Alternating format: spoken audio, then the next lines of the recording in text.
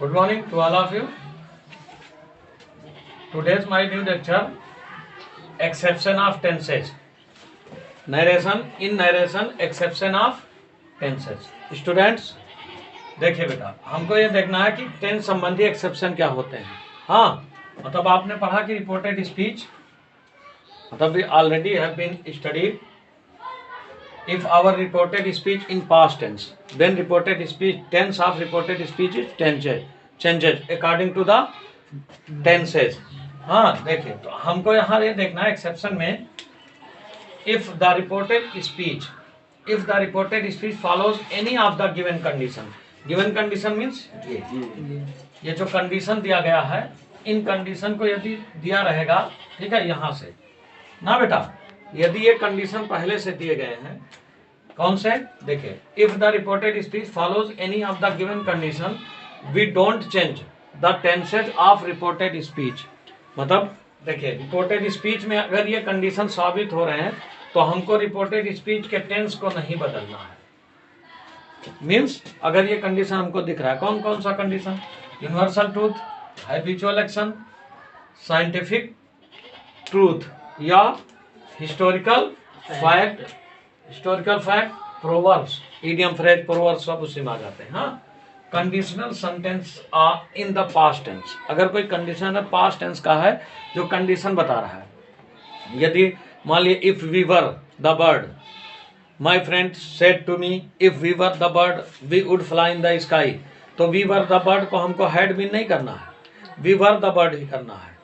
ठीक है ना, क्योंकि वो कंडीशन बता रहा है. एक एक कंडीशन सेंटेंस भी है. देखिए तो क्या कह रहा है, एग्जाम्पल देखिए बेटा, एग्जाम्पल के माध्यम से हम लोग के समझ में आ जाएगा. देखो जी, he said to me 2 and 2 makes 4, उसने मुझसे कहा 2 और 2 4 होता है. देखिए 2 डिजिट 2 डिजिट, तो 2 और 2 एक ही डिजिट है. अगर अभी राम और श्याम आ जाता तो मेक लगता या आर लगता ना, आर लगता कि नहीं लगता, या डू डज लगता. अगर by the way present indefinite में आपको करना है तो यहाँ पे अगर इज एम आर की बात है तो राम एंड श्याम आर, लेकिन जो 2 नहीं है और 2 and 2, तो इसका मतलब एक ही डिजिट है जिसको बार बार रखा जा रहा है. ठीक है, मतलब ये बेटा ऐसे कहा जाता है fish of the fish, rice of the rice. ठीक है, तो एक ही बात है जिसको हम लिख रहे हैं. ठीक है, वो मतलब एक ही आर्टिकल है, एक ही ऑब्जेक्ट है, एक ही सब्जेक्ट है, यानी एक ही वस्तु है. तो ये समझ लीजिए 2 एक डिजिट है और 2 भी वही 2 और ये भी 2, तो 2 and 2 मेक 4. इसी को हम इसीलिए हम मेक्स लगा दिया गया, मेक ना करके. He said to me 2 and 2 makes 4, तो he told me that 2 and 2 makes 4. अब ये नहीं कि आप मेड कर दोगे या मतलब वो कर दोगे, ही 2 and 2 made 4, ऐसा नहीं. देखिए next, the old lady said I never take fish. इसमें क्या है बेटा, ओल्ड लेडी की हैबिट को, जो हमेशा उसकी आदतें ही होती थी, नेवर मतलब कभी नहीं मछली खाती थी. तो इसका मतलब क्या, अभी नहीं कर देंगे ऑलवेज, नेवर को ऑलवेज कर देंगे, ऐसा कुछ नहीं. The old lady said that she never, she का आई का सी के first person the old lady के अनुसार सी हुआ कि नहीं हुआ जी. She never takes fish. My science teacher said to me the sun rises in the east and sets in the west. अब ये यूनिवर्सल ट्रूथ है. अगर आप यहाँ आपसे किसी से कहे कि सूरज पूरब में निकलता है पश्चिम में डूबता है, तो घर जाकर क्या बताओगे, डूबता था नहीं. लेकिन अगर बाय द वे मैं कोई आप ये काम कह दूं कि इस काम को तुम कर लो, इस काम को तुम्हें करना है, तो मतलब आप इसको पास्ट में फिर बताएंगे. या मैं पुस्तक पढ़ रहा हूँ तो आप यहाँ, मैं आपको ग्रामर पढ़ा रहा हूँ, इस बात को आप जा करके घर कहेंगे तो कैसे कहेंगे, सर जी मुझे ग्रामर पढ़ा रहे थे, कि पढ़ा रहे हैं, पढ़ा रहे थे भाई. लेकिन ये नहीं बदलेगा, क्योंकि सूरज पूरब में निकलता है.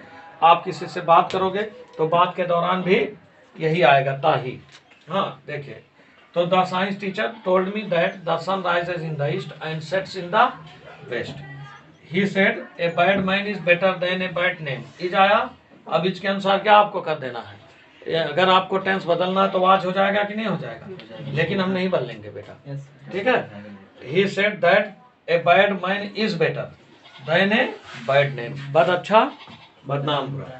माई English teacher said to me Kalidas is the Shakespeare of India. अंग्रेजी के टीचर ने कहा कि कालिदास इज द, हालांकि कालिदास अभी है नहीं, ना शेक्सपियर ही है, दोनों लोग ने ना भले ही नहीं है, लेकिन उनके लिए जो एक फ्रेज बन गया है, ये एक हिस्टोरिकल फैक्ट बन गया है कि कालिदास को भारत का शेक्सपियर कहा जाता है, तो कहा जाता है, हमेशा कहा जाएगा ना बेटा।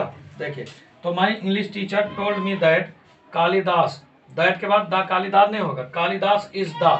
यहाँ ये है कि प्रॉपर नाउन की तुलना अगर होती है तो दूसरे प्रॉपर नाउन के साथ हम आर्टिकल द लगा देते हैं। अगर दो प्रॉपर नाउन से एक दूसरे की तुलना की जाती है तो वहाँ एडजेक्टिव की सुपरलेटिव डिग्री का शो करना होता है, तो इसलिए एडजेक्टिव की सुपरलेटिव डिग्री यानी एडजेक्टिवल कंपैरिजन में किया जाता है, तो इसलिए हम दा लगा देते हैं। अर्थात क्या, Kalidas is the Shakespeare of India का मतलब ग्रेट ड्रामेटिस्ट, ठीक है। तो ग्रेटेस्ट ड्रामेटिस्ट जब हो जाएंगे तो इसीलिए इनके पहले दा का यूज कर दिया जाता है, ठीक बेटा। तो हम ये देखें कि universal truth, habitual action, scientific truth भी, और historical fact, proverbs, conditional sentence, ये सब रहेंगे। तो हमारा रिपोर्टेड स्पीच भले ही पास्ट टेंस में होगा, लेकिन हम उसके और मतलब उस रिपोर्टेड स्पीच के मतलब रिपोर्टिंग में भले ही पास्ट टेंस में हो, लेकिन रिपोर्टेड स्पीच के टेंस को हम नहीं चेंज करेंगे, ठीक बेटा। चलिए, ओके।